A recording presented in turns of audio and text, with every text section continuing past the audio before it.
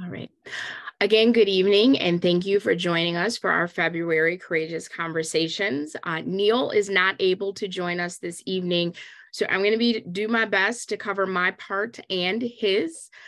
So again, I want to welcome you all to Courageous Conversations and remind you of our 4 agreements. Stay engaged, expect and experience discomfort, speak your truth, and expect and accept a lack of closure. So a few reminders: the conversation will be recorded and available on YWCA Rock County YouTube channel.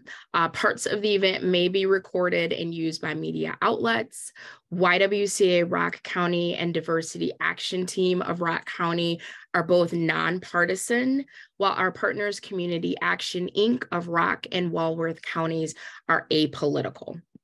At the end of this program, our partner members will give announcements. All other participants are welcome and encouraged to give announcements in the parking lot.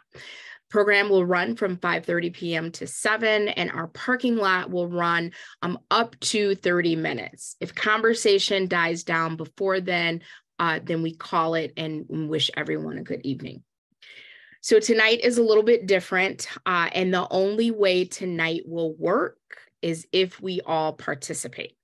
Hopefully many of you read and are familiar with the description for this month's conversation, but if not, it is brief. I will read it to you now. As you know, our topic is what does loving racial justice look like? Many of us say that we love racial justice, but what does that look like? And what can that look like? Are our words, actions, and financial support aligned when it comes to racial justice? Do we disregard our private and public declarations when things get hard? During this month's Courageous Conversation, we will examine our personal and collective commitments to racial justice. Please come prepared to participate. All right. So with that being said, we have several videos lined up to frame our conversation. If you are new to Courageous Conversation, we watch a video or a portion of the video. I pose a question or a conversation frame, and then we open the discussion up. So that we're not talking over each other, we have about 20 people in the space. I ask that you use your chat. So if you want to go ahead and open that up now, that would be helpful. If you want to type something in the chat, feel free to do that, and I will read that out loud. If you want to be acknowledged so you can unmute and share, please just drop a question mark in the chat. If you have a question that you believe is sensitive in nature, you can direct message me through the chat. I will share the content without revealing the author. All right. All that being said, I think we're ready to begin. Our first video discusses the legacy of racial injustice. It's created by Equal Justice Initiative.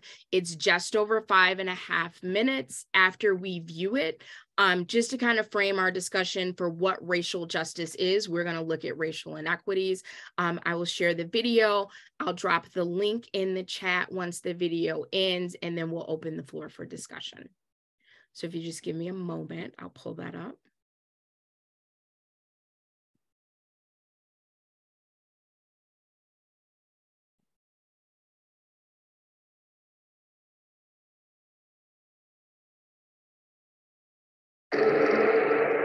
Black people came to this country after being abducted, kidnapped, and trafficked across the Atlantic Ocean in horrific conditions of confinement. The arrival of chained Africans in 1619 was followed by 2.5 centuries of bondage, violence, degradation, and abusive enslavement. White enslavers created false myths about Black people to justify slavery. Black people were defined as less human, less evolved, less capable, and less worthy of respect. Despite these false ideas of racial difference, enslaved Black people cultivated strategies for survival, fought for freedom, and held on to their dignity and humanity despite the hardships and suffering. When emancipation finally came in 1865, Formerly enslaved Black Americans could have sought revenge and retribution against those who had abused them. Instead, most committed themselves to peace, to community, to citizenship, and to a new America. Many Black survivors of slavery were so committed to family that they spent their last resources to find their children, siblings, spouses, and loved ones who had been sold away. By 1867, 80% of Black men had registered to vote. Many ran for office and accepted leadership positions in their community. Education became a priority in the Black community, and Black schools created a generation of skilled citizens who could help the nation grow. But many white leaders were violently resistant to these aspirations for racial equality and citizenship. White mobs attacked Black people and used lynching, violence, and racial terror to prevent Black progress. Congress abandoned Reconstruction in 1877, and the United States Supreme Court sided with former Confederates and white Southerners who declared states' rights to disenfranchise Black people, restore racial hierarchy, and subordinate Black communities. As former New York Governor Horatio Seymour announced, "This is a white man's country, let white men rule." For a century, racial terror lynchings, racist laws, and Jim Crow practices oppressed Black people. When millions fled violence and abuse in the South and moved to the North and West, they faced less risk of mob violence, but continued to see discrimination and bigotry.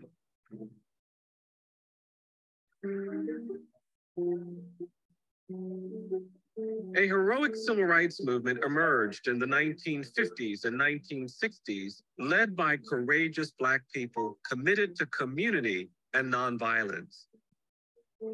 These extraordinary people were beaten and battered. Some were killed, but they dismantled legal apartheid, racial segregation, and legally sanctioned racial hierarchy. While much progress was made, racial discrimination continued, and Black people remained burdened by a destructive presumption of guilt and dangerousness. A new era of mass incarceration emerged. More prisons, more police, and more punishment shaped the end of the 20th century. Today, the United States has the highest rate of incarceration in the world. Racial bias is pervasive in the criminal legal system, and the government has projected that 1 in 3 Black male babies born is expected to spend time in jail or prison. Long-standing barriers to economic progress, healthcare, and stable housing have been exacerbated by an epidemic of police violence against unarmed Black people whose quality of life is measurably disadvantaged and distinct from other Americans. The legacy of slavery and racial injustice still creates barriers to just treatment for some, fosters inequality, and fuels racial animus and bigotry. EJI believes a new era of truth and justice is required that compels our nation to reckon with our history. We believe that truth can set us free and lead to healing, redemption, recovery, and repair. The Legacy Museum and the National Memorial for Peace and Justice are dedicated to these goals. These institutions have a purpose. Our hope, our vision, is that the children of our children will live in a nation unburdened by the legacy of slavery, free from racial bigotry and injustice. We hope you'll visit us and join the effort to promote truth and justice in America.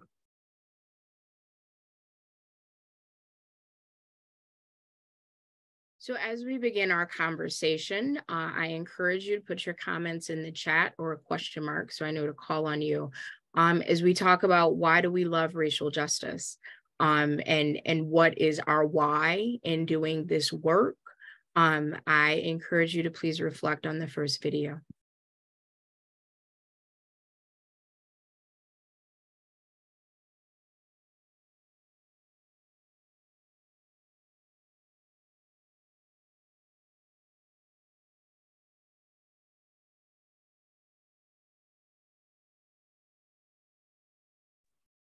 Are we supposed to say something?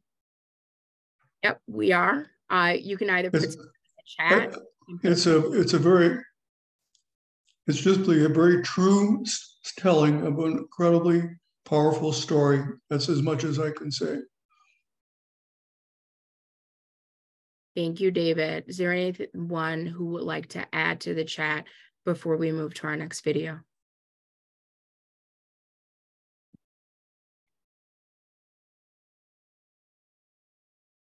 Susan, thank you for including your comments in the chat. I'll read it in case everyone doesn't have it open. I love racial justice because I love the truth. It's why I love nonfiction better than fiction. The truth is richer, more human, and more humane. I think that's beautifully put. Santo, I see your comment as well. Love racial justice or willing to push for it. Well, when I reflect on the people and the things that I love, that means that I invest in them and that I work for their sustainability, for their vibrancy. Santo or Susan, would you like to unmute and share more? Yes. I wrote what I did because it's hard to love something we don't have. And I'm not convinced we've ever had racial justice, but I'm convinced we need to work towards racial justice and do everything we can to achieve it. So I kind of was a little ambivalent on just how I was going to, do I really love racial justice? I would love to see racial justice. And I haven't seen it yet. So we still have work to do. Thank you for sharing that. I think that's an interesting perspective. Maybe it sounds like you love the idea of racial justice. Yes, absolutely. Absolutely. Awesome. So tonight is going to challenge us. So think of all the people you love and what you love, you invest in. What are our investments in racial justice? And that can be time, that can be talent, that can be financial, that can be a combination of all three. Because if we say we love racial justice and the only investment we are making is joining in on conversations like this, I would propose that the conversations aren't working.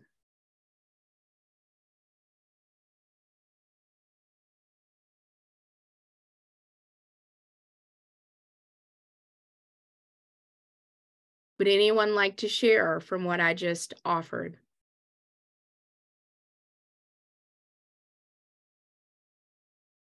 In the last couple of weeks, I have had two different school districts call me, unbeknown to each other, about inappropriate comments made by middle school kids, and middle school kids doing blackface, middle school kids using racial slurs. And the thing that just breaks my heart is that the districts what the kids are doing has not been nipped in the bud by teachers, because the teachers aren't sure how to deal with it. And in conversations with the districts, I'm not convinced they're willing to invest in changing the culture of those schools. And it just breaks my heart that they're not willing to intervene and to basically let those kids know that they're just going down the wrong path. And the communities that they eventually will end up moving into will not tolerate those kinds of behaviors. But at the moment, their school district, one of the teachers said to me, I'm leaving this district if they don't do something about it. And the jury's still out on whether they're going to do anything about it. And it just breaks my heart to know that this type of behavior is being tolerated right now in districts not far from where we are. Santo, thank you for sharing that. Janet, I see that you have a question mark in the chat. Please go ahead and unmute.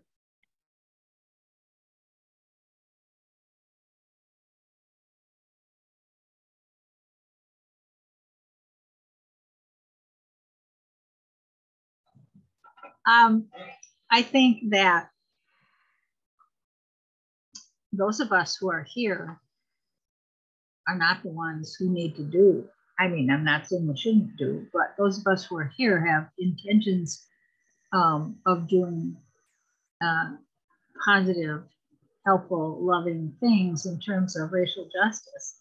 It's those of us who aren't here, and who don't want to be here, and who don't want to share, that are problematic. And I wonder how many of them would be found to be parents of these kids who think that this kind of behavior is okay. Because it's not just the school's problem, it's the parents' problem. You think they learn to do those things because their parents think they're funny or mean or, you know, justified or whatever. I think that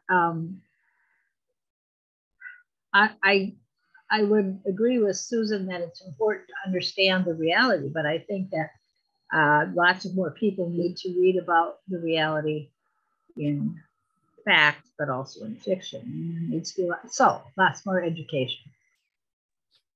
So Janet, I'm going to lovingly push back a little bit. I can, Sure. for what it's worth, I completely agree that part of the disconnect is that some of us are not interested in engaging in self-education, in racial justice work, period.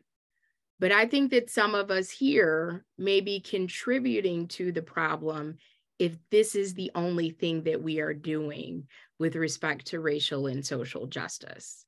And I don't want to dissuade anyone from attending these conversations. I love that you are here. I think it's important to get together and have these discussions. But if that's where it ends, is with the discussion, is the discussion working? Steve, go ahead and unmute, please. Yeah, I think your comments, Amy, are right on. Back to Martin Luther King Jr.'s letters from Birmingham jail on white liberals, and the, you know, give me somebody who's honest and opposing me rather than somebody who talks about, oh yeah, I'm supporting you, but the support in terms of action isn't there in reality. And that can be for a variety of reasons. And we can engage in all kinds of, if you want to call it systemic racism, our support of, you know, retirement investment. How carefully do you vet what funds are being invested in terms of a variety of things, those kind of things. And it also gets complicated on a local level of when we say something, when we don't say something, when we're in a group where comments are made, and how we address those problems. And there's always a sense of, I've fallen too short. I haven't done enough. I haven't done as much as I could.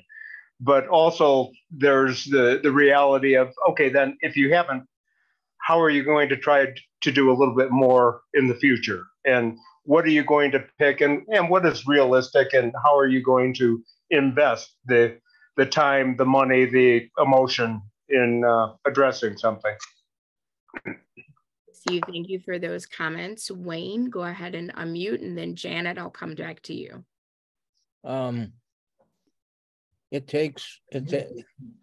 As alluded to before, it takes more than talking about it.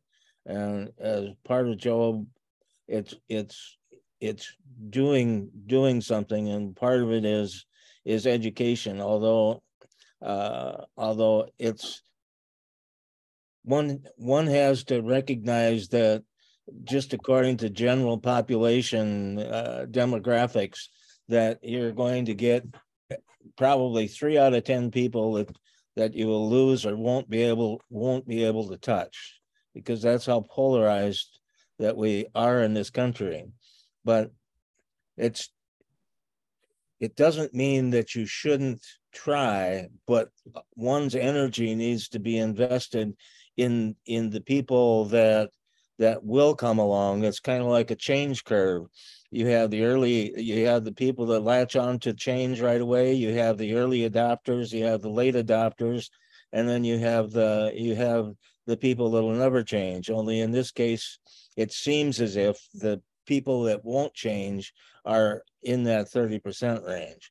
But I don't know if it's appropriate to say that we're showing a film in March and April on who we are, and it's probably one of the best films that I've seen for, I would call it entry level consideration of racial equity and racial justice. Thanks for the plug, Wayne. I'm excited to attending both of those viewings. Janet, go ahead. And actually, Wayne's comments was a beautiful segue to our next video, but I'll introduce that after we hear from Janet. I think we could probably say, looking at the list of participants here, that most of us, this is not the only thing we do. And this is not the only engagement we have with the issue of racial justice. All kinds of other, I think from most of the people I can see that we are all invested in a lot of ways of speaking out for racial justice. I think I would say, in agreement with Wayne, we live in an era or a milieu where lots of people agree with us. So how we get outside of that to speak up is not the easiest thing unless you get involved in marches and stuff like that. All right, Janet, those comments were actually a nice segue for one of our later videos about how we start from where we are to make a sustainable impact. So the next thing we're going to look at, keeping in mind that our topic for this discussion is, what does loving racial justice look like? So as we transition our discussion, we'll view Racism Has a Cost for Everyone, featuring Heather McGee, and then discuss what we watch and examine how this impacts us in Rock County.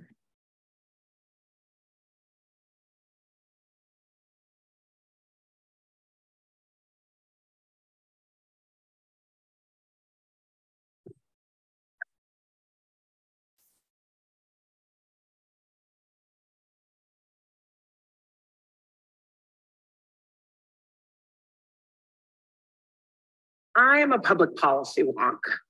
I investigate data that points to problems in the American economy. Problems like rising household debt, declining wages and benefits, shortfalls in public revenue. And I try to pinpoint solutions to make our economy more prosperous for more people. I geek out about tax policy and infrastructure investments, and I get really excited by a gracefully designed regulatory regime. These are the kinds of topics that I was talking about on a public television live call-in show in August of 2016. I was about halfway through the program when a man called in, identified as Gary from North Carolina, and he said, "I'm a white male and I'm prejudiced." He then went on to detail his prejudice, talking about Black men and gangs and drugs and crime. But then he said something that I'll never forget. He said, "But I want to change, and I want to know what I can do to become a better American." Now, remember, my career is about economic policy, as translated into dollars and cents, not personal thoughts and feelings. But when I opened my mouth to respond to this man on live television, the most surprising words came out. I said, "Thank you." I thanked him for admitting his prejudice, for wanting to change, and for knowing somehow that that would make him a better American. The exchange between Gary and me went viral. It's been viewed over 8 million times and inspired waves of social media commentary and news coverage.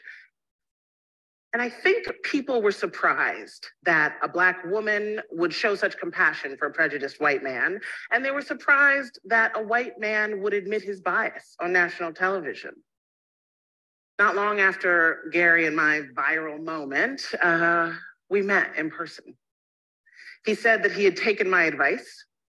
He said that my words had been like someone wiped the dust from a window and let the light in. Over the years, Gary and I have become friends. And Gary would tell you that I've taught him a lot about systemic racism in America and public policy, but I've learned a lot from Gary too. And the biggest lesson for me has been that Gary's prejudice has caused him to suffer. Fear, anxiety, isolation. And it's made me rethink many of the economic problems I've been focusing on my entire career. I wondered, is it possible that our society's racism has likewise been backfiring on the very same people set up to benefit from privilege? Driven by this question, I've spent the past few years traveling the country, researching and writing a book. My conclusion: racism leads to bad policymaking. It's making our economy worse. And not just in ways that disadvantage people of color. It turns out it's not a zero sum.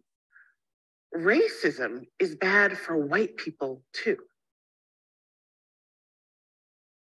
Take, for example, America's underinvestment in our public goods, the things that we all need that we share in common, our schools and roads and bridges.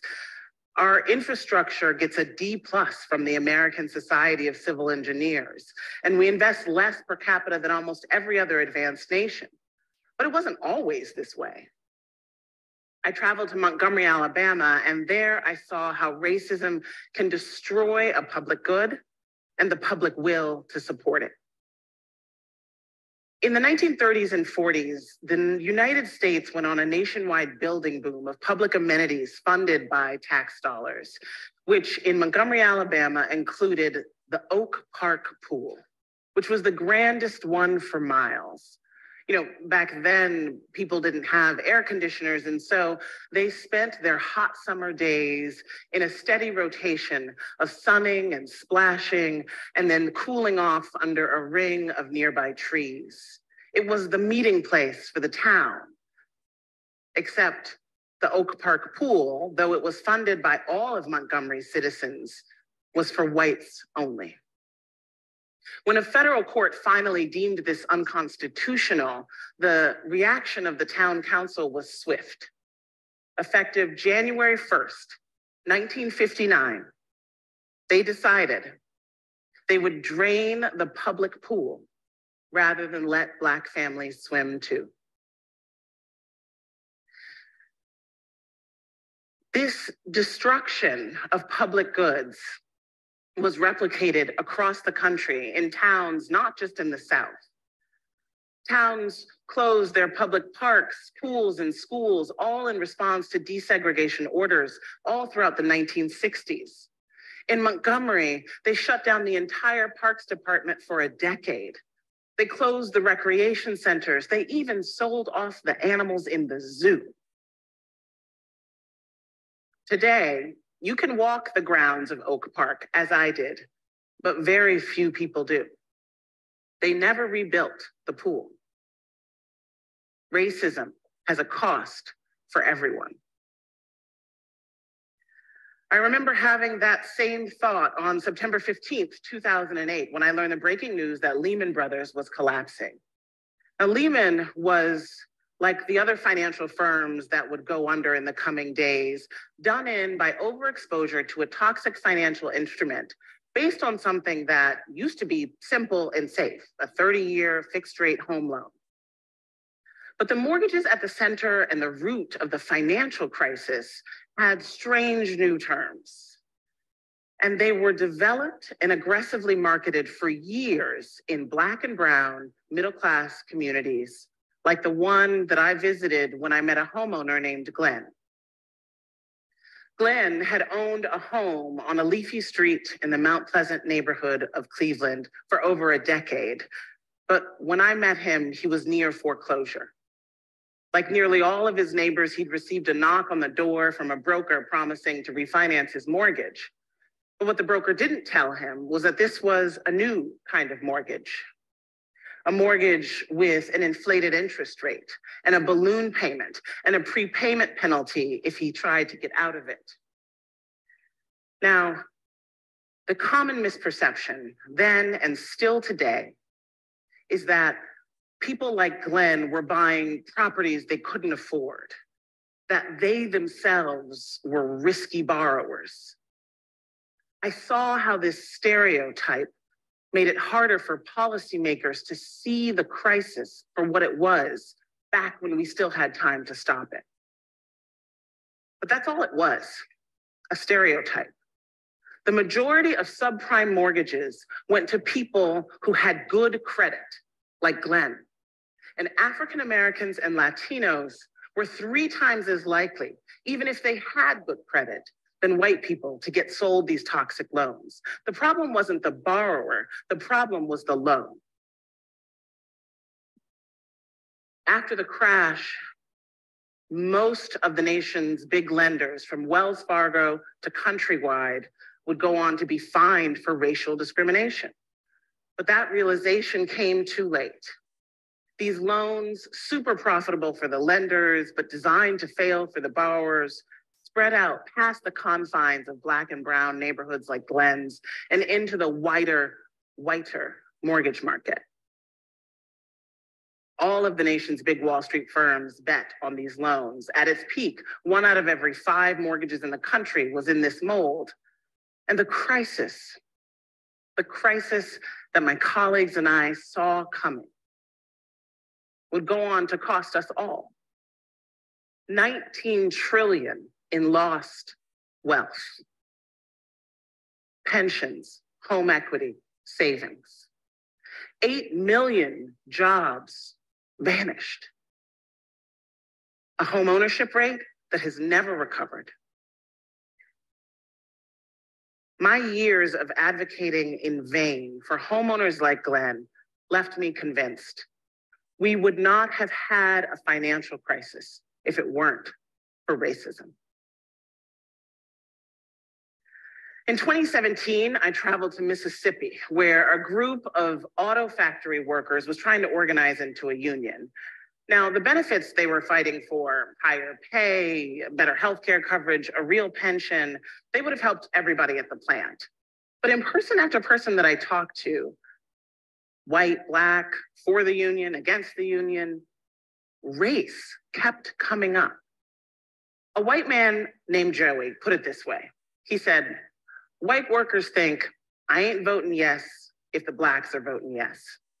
If the Blacks are for it, I'm against it.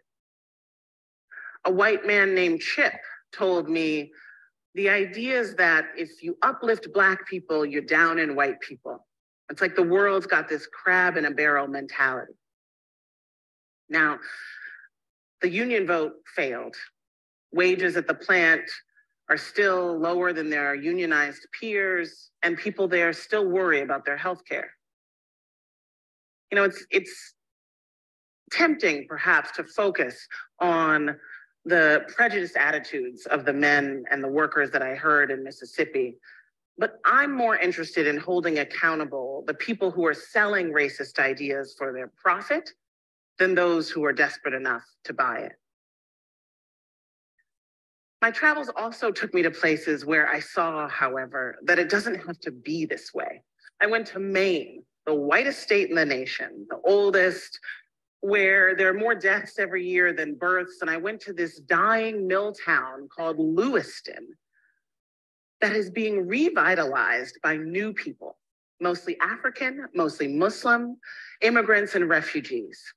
There I met a woman named Cecile, whose parents had been part of the last wave of new people to come to Lewiston. These are French-Canadian mill workers at the turn of the century.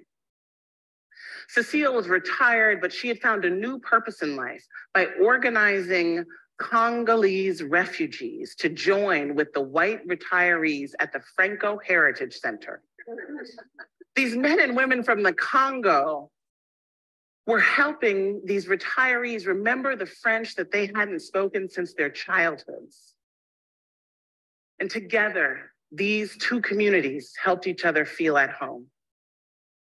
You know, for all the political talk about the newcomers being a drain on the town, a bipartisan think tank found that the local refugee community there created $40 million in tax revenue and $130 million in income. I talked to the town administrator who was boasting about the fact that Louisville was building a new school when all the rest of towns like theirs in Maine.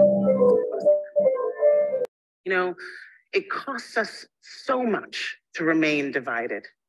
This zero-sum thinking that what's good for one group has to come at the expense of another. It's what's gotten us into this mess.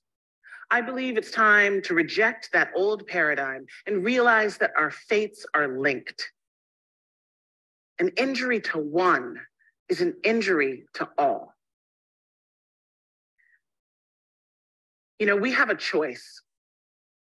Our nation was founded on a belief in a hierarchy of human value. But we are about to be a country with no racial majority. So we can keep pretending like we're not all on the same team. We can keep sabotaging our success and hamstringing our own players. Or we can let the proximity of so much difference reveal our common humanity. And we can finally invest in our greatest asset, our people, all of our people. Thank you.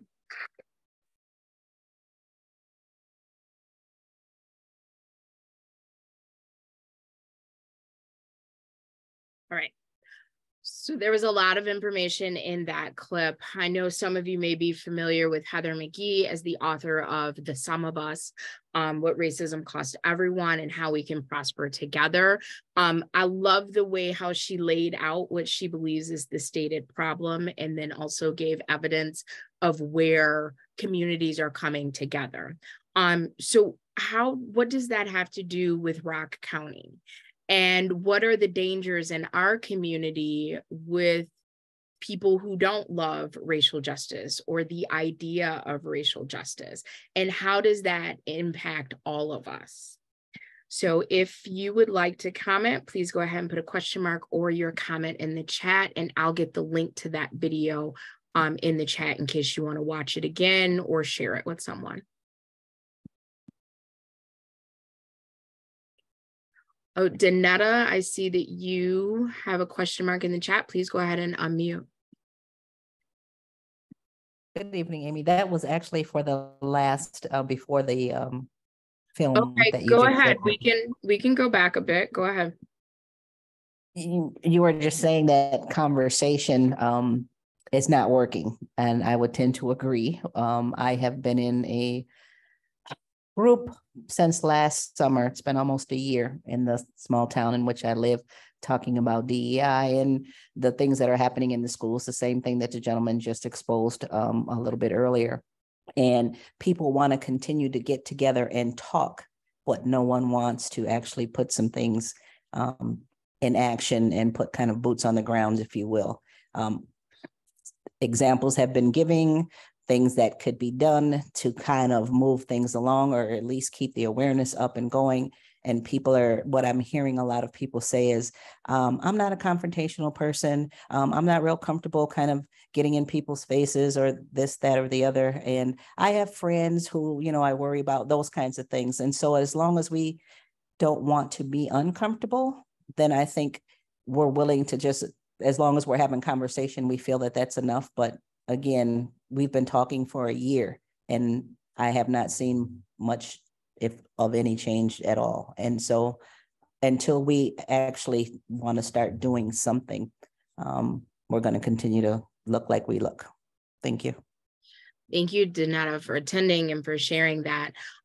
Stephanie, I think you put your question mark before the last video. Did you want to share on the first video we watched or the most recent one? Either one is fine. Please go ahead and unmute. Yeah, and I guess it could be either, really, just in general, and kind of going back to what Donetta was saying, if people aren't taking action, I would just love to learn more about where are the opportunities to take action. I mean, all of us, you know, like we said, we're kind of opting into this conversation. We're probably not the problem, but we're I'm surrounded by like-minded people for the most part, amongst my friends, my family, most of the people I choose to associate with. So where are the opportunities for me to engage? I'm involved with community organizations, with political organizations. I do what I can, but where are there other opportunities? I mean, just on me, I grew up in Janesville. I've then lived in DC for the last 20 years until I moved back here a couple of years ago. So I still like live in Janesville, I work in DC, vastly different experiences for everything as far as racism and everything else between now living here, working in DC. I used to live in Virginia, where very, very different legacy of all of this. But where are the opportunities to engage if we're kind of self-associating with people who were more like-minded? How do we really reach out to people who think differently to nudge on these some of these conversations, or nudge loudly, or have these difficult conversations? I think you're muted. I definitely am. Thank you. I love that you're asking those questions.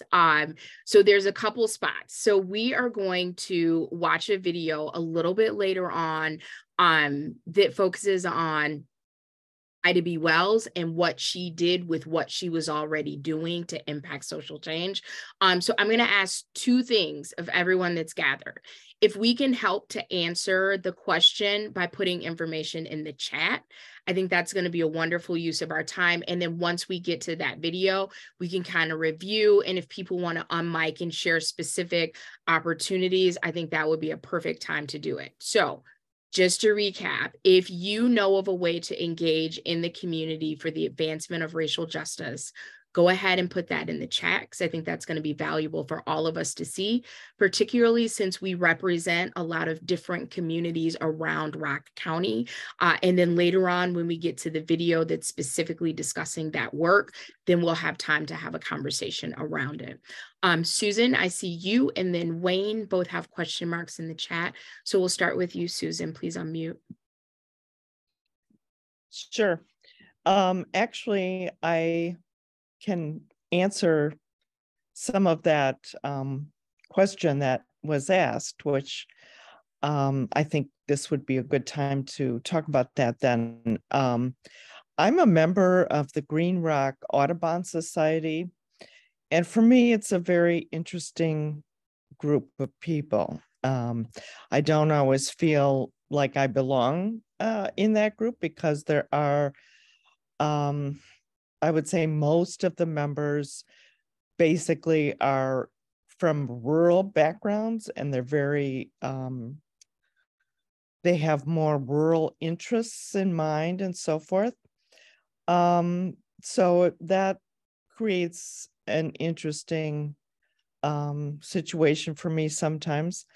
But right now, what's happening nationally is that the National Audubon Society is considering a name change, because John James Audubon was not only a slave owner, which he owned several different sets of slaves at different times of his life. He bought and sold humans several times.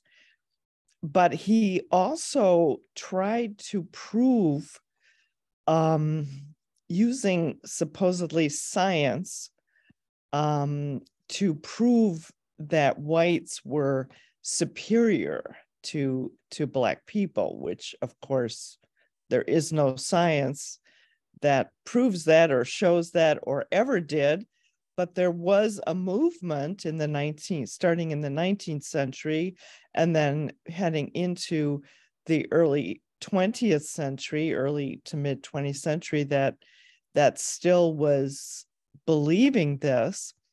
And so the National Audubon Society is wanting to change the name to not only to get rid of this legacy, or to change our direction so that we move away from that legacy, but also so that becomes an organization where everyone can feel welcomed and feel like they belong the organization. I mean, it's just an organization that's supposed to be about loving birds and nature, and it has nothing to do with, you know, any particular types of people or any backgrounds or anything else. It's just about love of nature and birds. And so that's kind of the situation that, you know, is what we're dealing with right now. And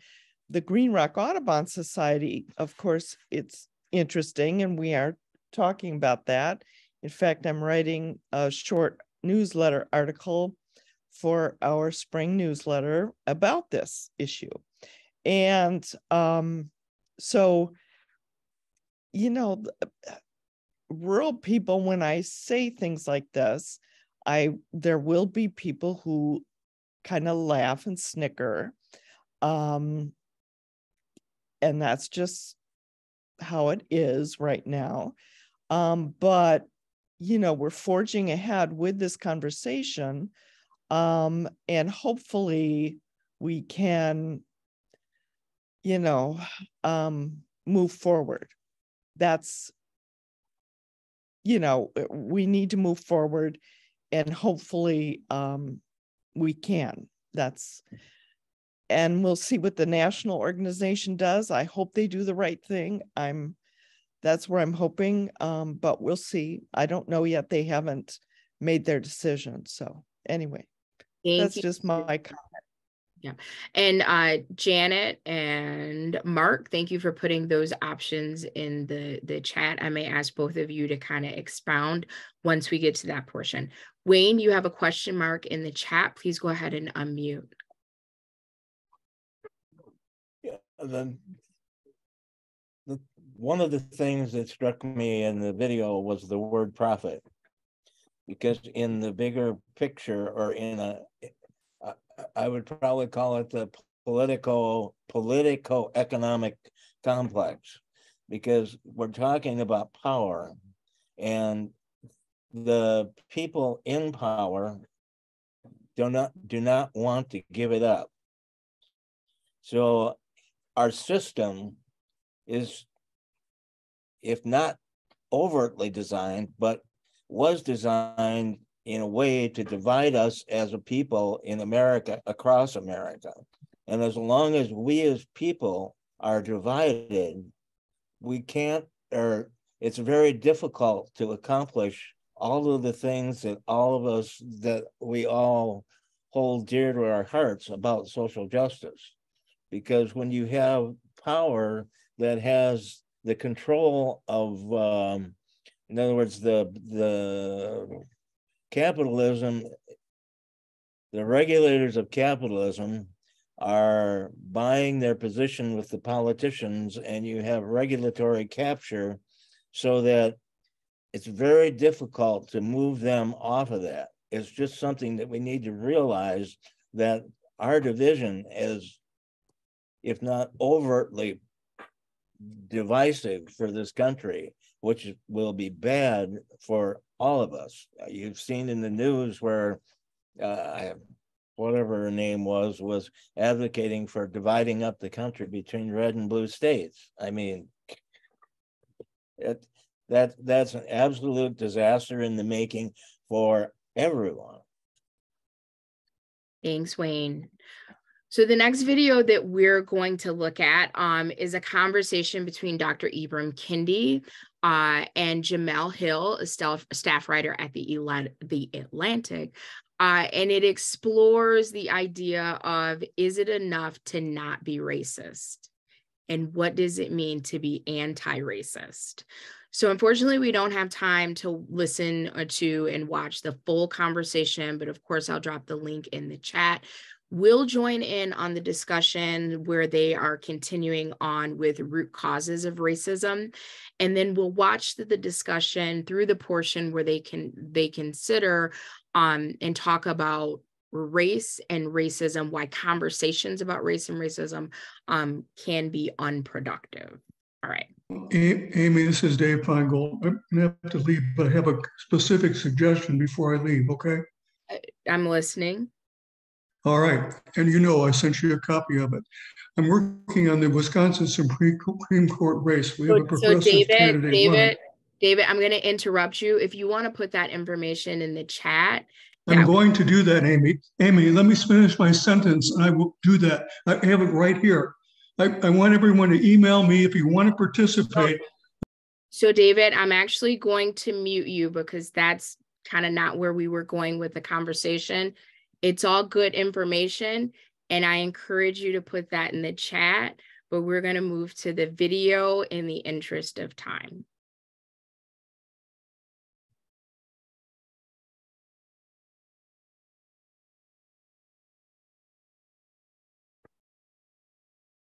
You know, most of us, and you've talked about this before in previous talks you've given, we have sort of been taught that, you know, the root of racism is ignorance and hate. But you have a much different definition or way of looking at racism. So what is the root cause of racism in your mind? Sure. So in writing Stamped from the Beginning, which was a history of racist ideas, I essentially wanted to answer that question. Because I think we've been taught this sort of causal relationship, that the sort of core, that the cradle is ignorance and hate. In other words, ignorant and hateful people are the people who have produced racist ideas. They produce racist ideas because of their ignorance and hate. And then we've been taught that people who have these racist ideas are the people who've instituted racist policies, from slaveholding to Jim Crowing to mass deporting and incarcerating. And we think it's because of their racist ideas that they are instituting and defending and supporting these policies. Does that sound familiar to anyone? And so I wanted to basically, in writing this history of racist ideas, I wanted to figure out, okay, is that true?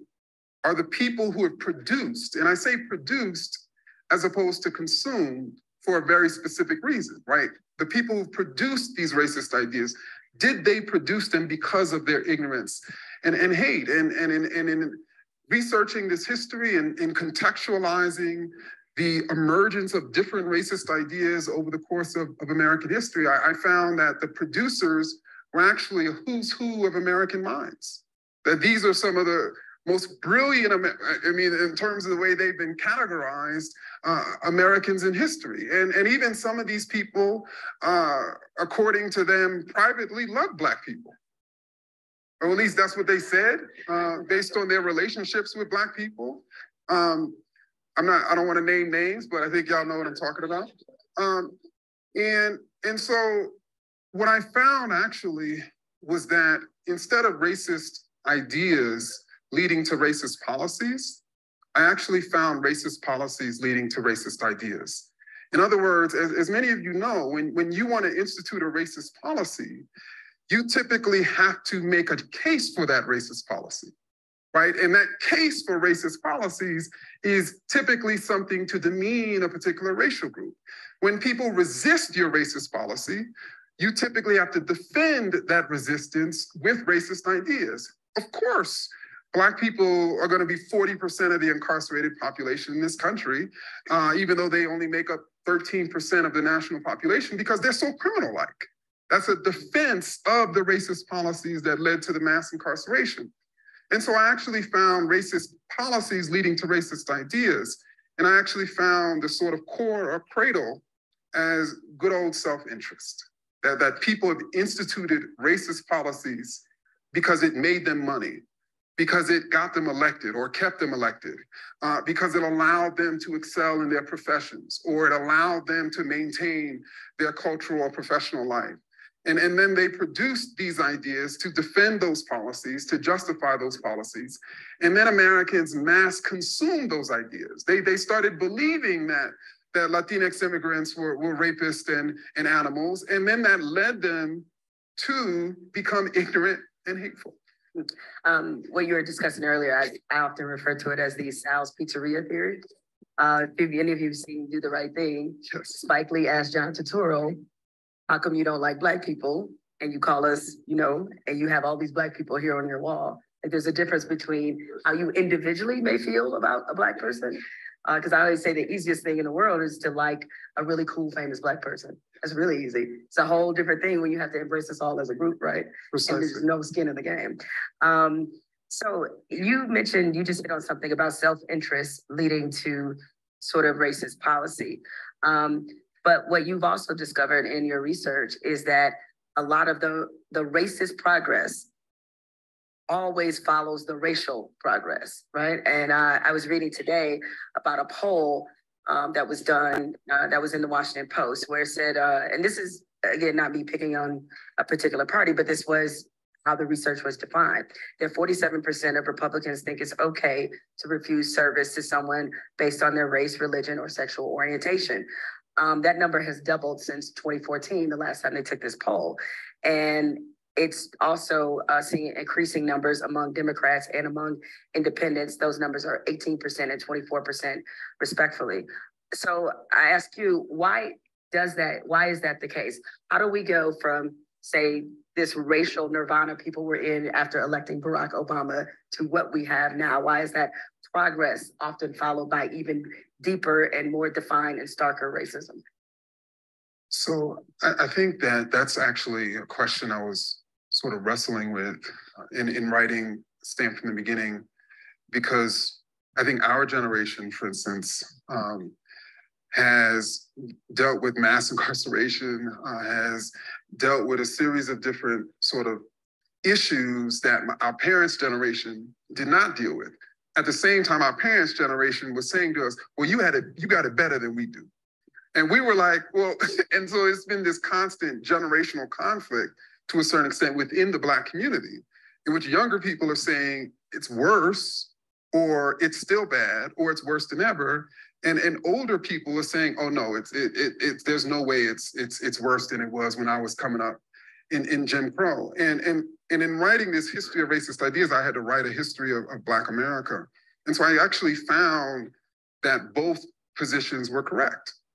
That it is in fact the case that we've had racial progress, but it's simultaneously the case that we've had racist progress. And to your question, how that happens is when anti-racist activists and Americans have essentially been able to break down barriers of policies that benefited people, and of course excluded other people. Those who benefited from those barriers did not just like fly home to their states or to their golf courses in Palm Beach, not to pick on a particular party either. And you know, they stayed and figured out new and ever more sophisticated ways to exclude people, to suppress people, to oppress people. And I think we've seen that, for instance, with the ways in which voter suppression over the last 40 years have gotten ever more sophisticated, right? Voter ID laws are a much more sophisticated form of voter suppression than poll taxes, right? And so I think that I wanted to sort of show that, and how that fundamentally at its core, we're engaged in this struggle, right? This struggle between these two historical forces, racial progress and racist progress. And at some point, there's going to be essentially a moment in which this nation is going to have to choose. Because essentially we've been trying to sort of have both elements simultaneously driving the sort of history of this country. And eventually it's essentially not going to work. As many of you guys know that are sitting in the audience, and I'm sure obviously. So in the interest of time, I'm going to stop the clip there. I will put the link in the chat, but two really important things that Dr. Ibram brings up. The first is his position in thinking that racist policies lead to racist ideas, and how we frame our stereotypes about each other. And then the second point that I would love to dig into with the group is racial progress followed by racist progress. And if we tie that back to our topic, for those of us that love racial justice or the idea of racial justice, What is our role when we see racial justice or racial progress being followed by racist progress? And what is our role when we identify racist policies? And how do we mobilize to impact those in a positive way? So go ahead if you want to share a comment, or if there's something else that stands out to you from that video clip that we just watched. Go ahead and put your question in the chat or a question mark while I get the video link in the chat.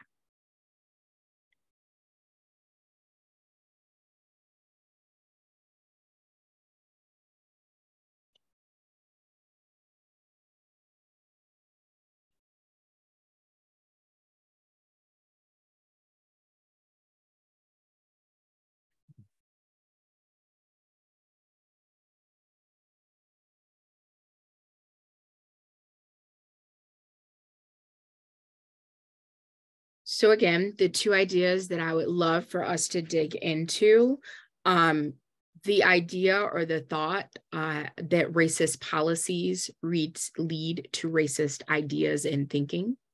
And then second, the idea that racial progress is followed by racist progress.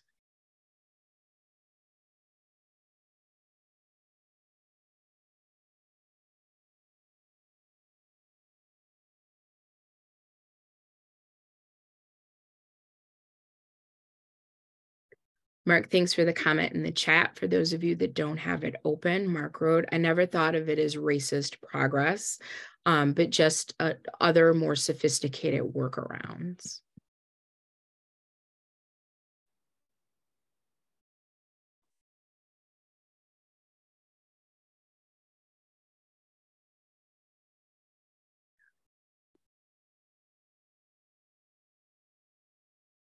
Okay, so Jamie, I see if we don't challenge, people don't dig in. Do you mind unmuting and providing some more context for that, please?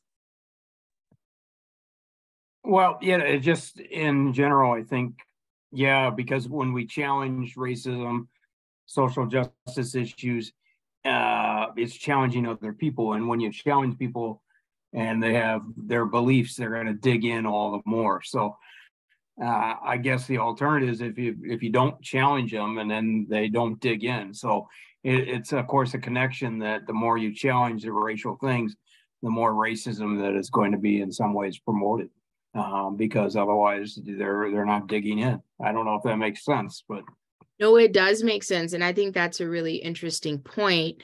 And kind of the opposite side of that coin, what I thought of when you were speaking is if racism goes unchecked, then it could be possible that they believe that this is okay, or we co-sign this. Is there a way, and this is to Jamie and really to anyone in the space, to challenge racism in a way where people may be less likely to dig in and possibly more open to exploring other perspectives?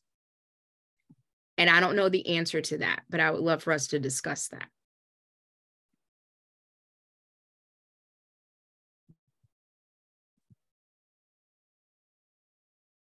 I think part of it is education, but people are so close-minded that they're not interested in education, or that we're just so one-sided and divided as a nation more and more.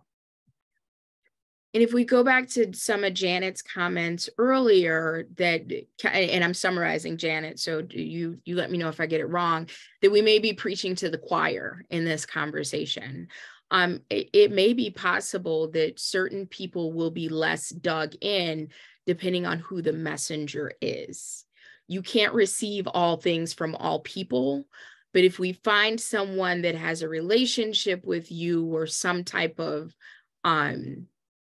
shared experience or shared interest, hearing the same information from someone like that may make people less dug in, less defensive, more open to reflect on their position.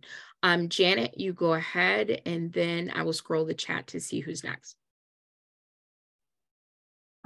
I appreciate everybody's comments, and I wanted to say something about my suggestion about joining the NAACP as a way to know people better.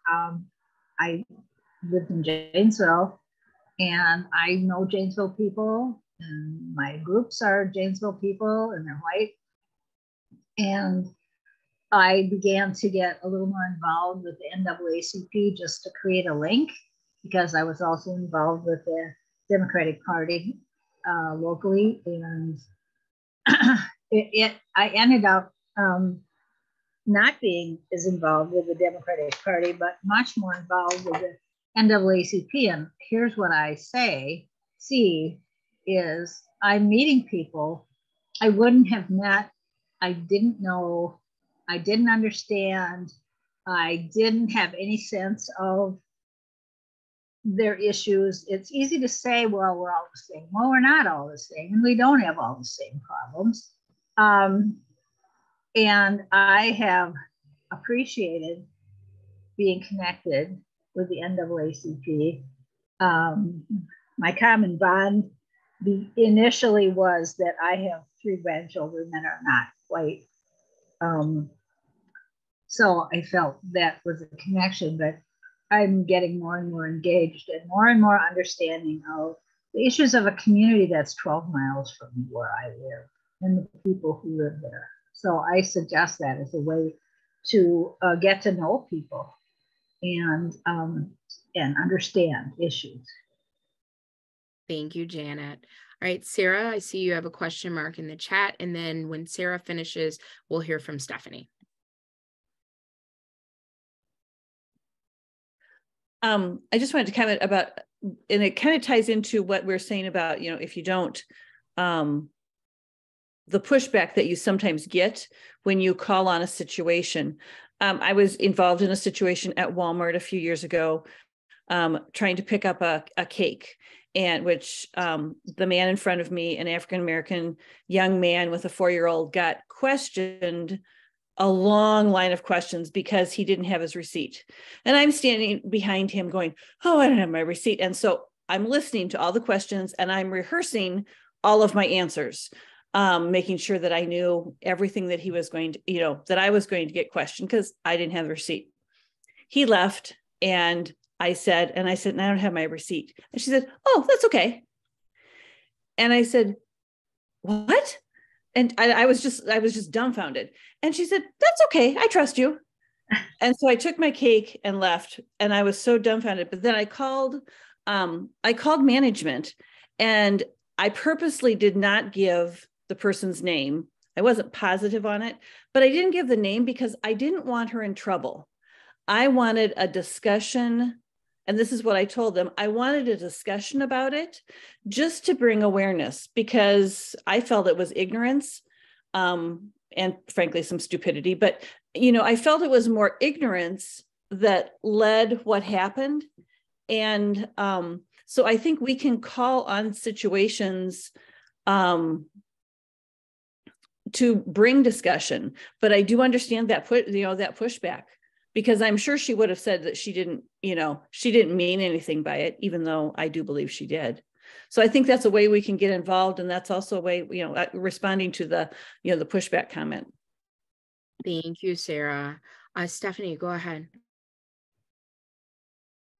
Yeah, and to what Sarah was saying, I definitely experienced that too. And I had this conversation with my sister and my cousin, where we're talking about, like, if I, walk out of Macy's and my bag sets off some alarm, no one's questioning me. They run over, oh, sorry, ma'am, we forgot to remove the tag. No one questions that I'm ever shoplifting. And they're like, why are they not questioning? So, or, just going into any store, it's just, it's very different experience.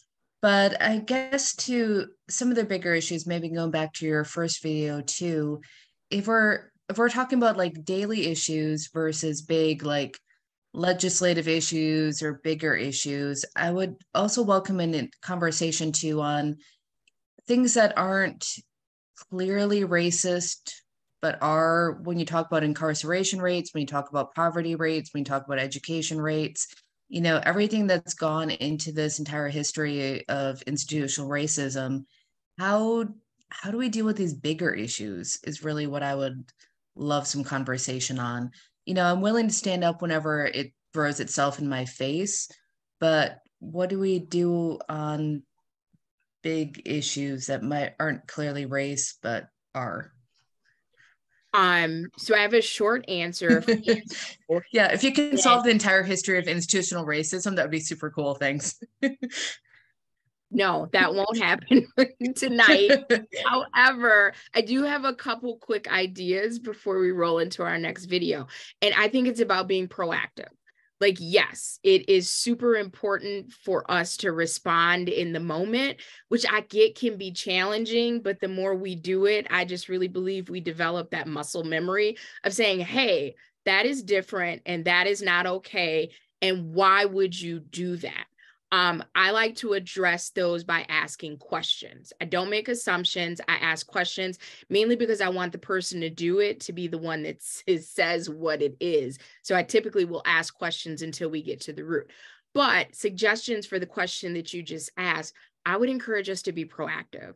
Many of us are familiar with the disparities in our school systems, for example, with proficiency rates or non-proficiency rates, with Black and brown students being underrepresented in AP and accelerated and dual credit courses, et cetera. So start asking questions of those institutions.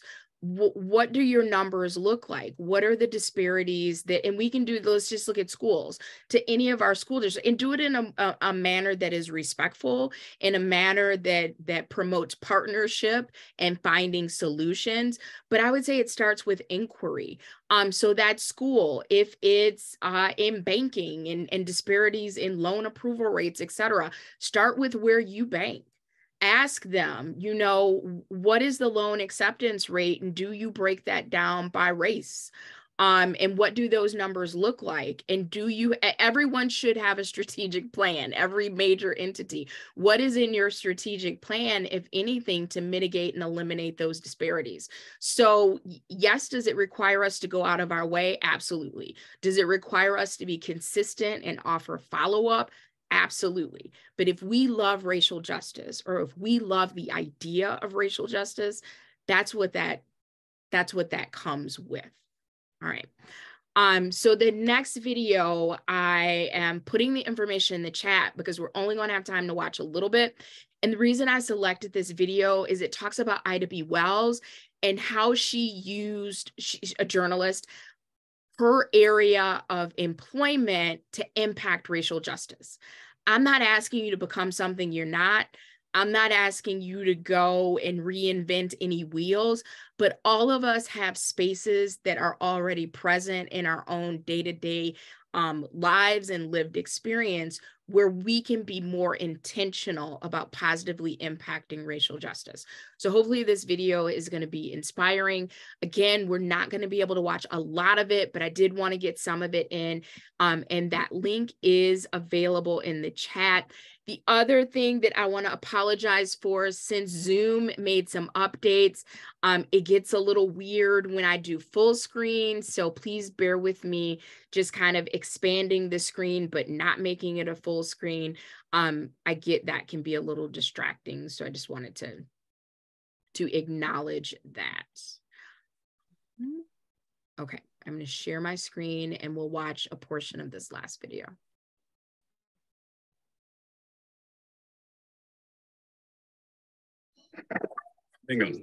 She was the ultimate agitator and feared because of that.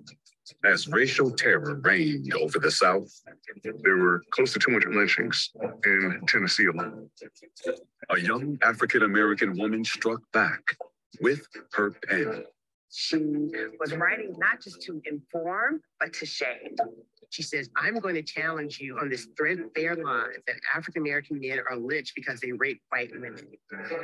She fled to Chicago, where she emerged as a radical Black leader. There was never a time when Ida B. Wells was not getting pushback, especially so in Chicago. And became an inspiration to a new generation. Black Lives Matter is addressing the same issues that Ida B. Wells took up in the 1880s and 90s. Ida B. Wells. Next on Chicago Stories.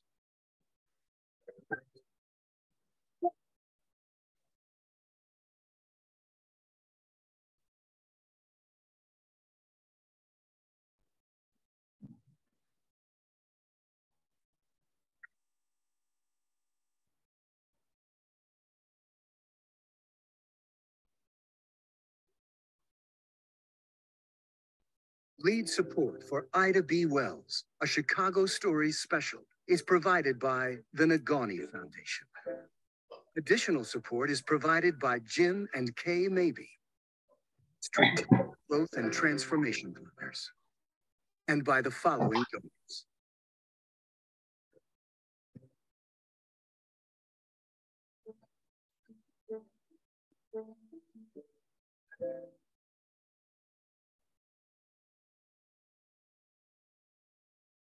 Seemed the entire world had come to Chicago in the summer of 1893.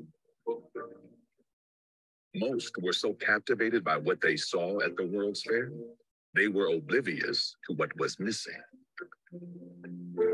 For one visitor, a 31-year-old African-American woman from Mississippi, the omission was glaring.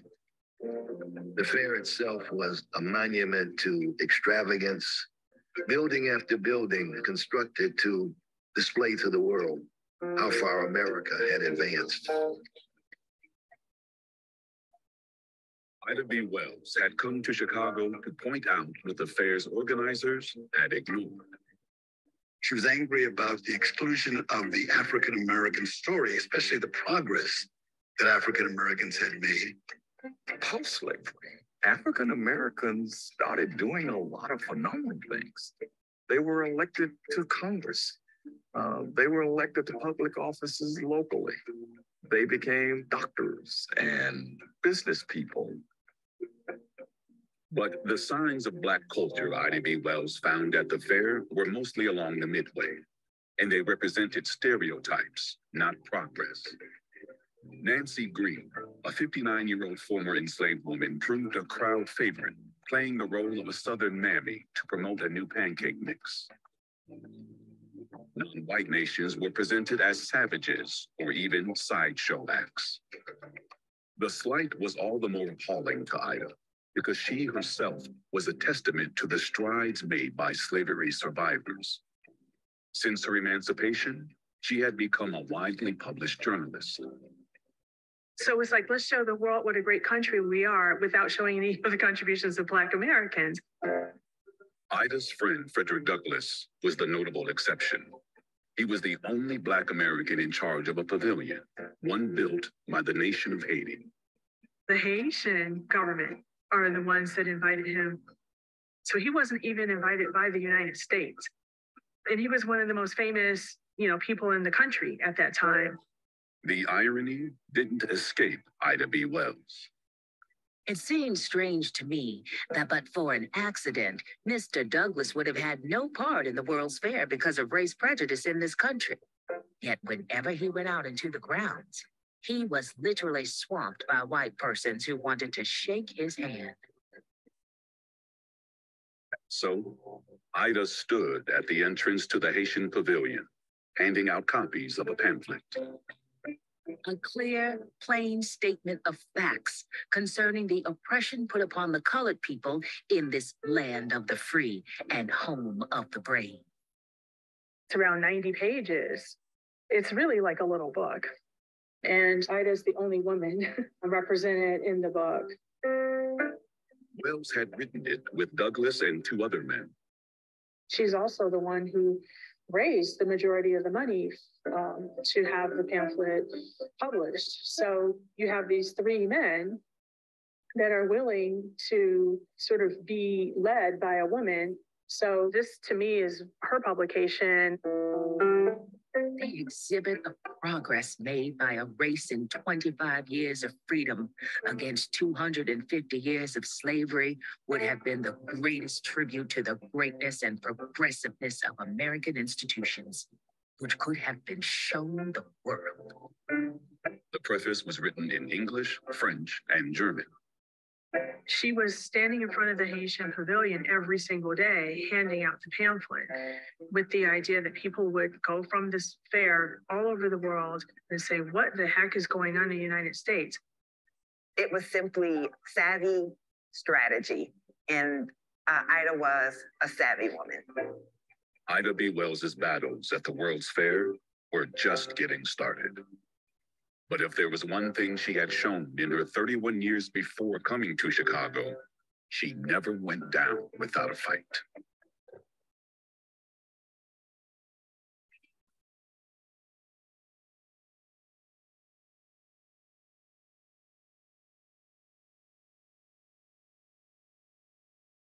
Ida Bell Wells was born into slavery 6 months before emancipation in Holly Springs, Mississippi, to James and Lizzie Wells. James was actually the product of the slave owner going into slave quarters. So allegedly, he did receive better treatment than other slaves. Lizzie was one of 10 children. All of them were parceled out, sold to different places, and she didn't see her siblings after that happened. When freedom came, Ida and her parents remained on the estate of their former enslaver, and James continued to work there. But now he was paid for his labor. There was extreme ambition during this period. African Americans were really committed to moving into the mainstream of American life as quickly as possible, with as many skills as they could acquire.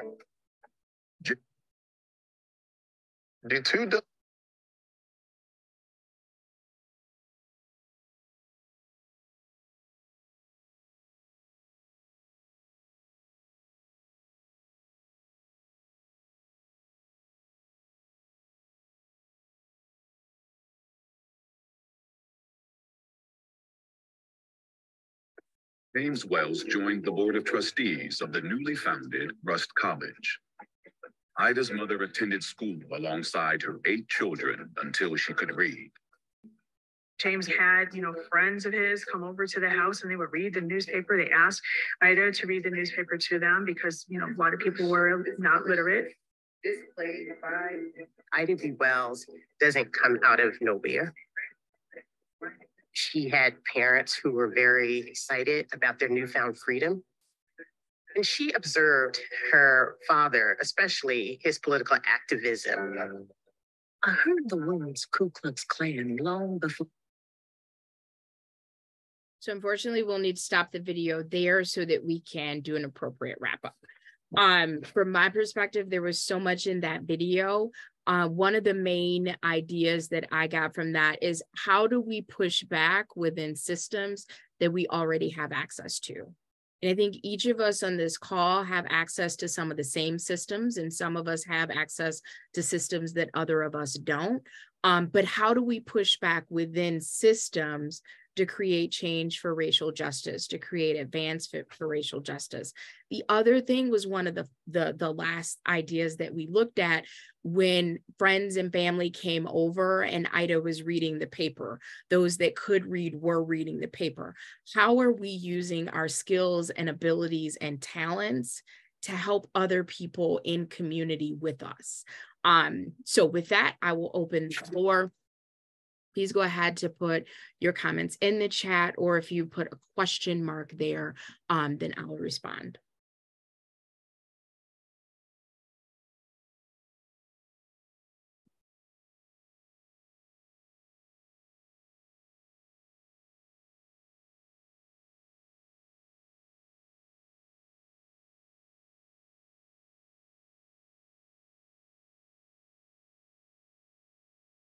So I'll repeat the first question, and we'll have a couple minutes to discuss that before we wrap. How do we push back within systems that we already have access to for the advancement of racial justice? So think about systems that you have access to. Is that your employment? Is that groups that you belong to? Is that social circles that you are in? Those are systems that you have access to. Stephanie, go ahead and unmute, please.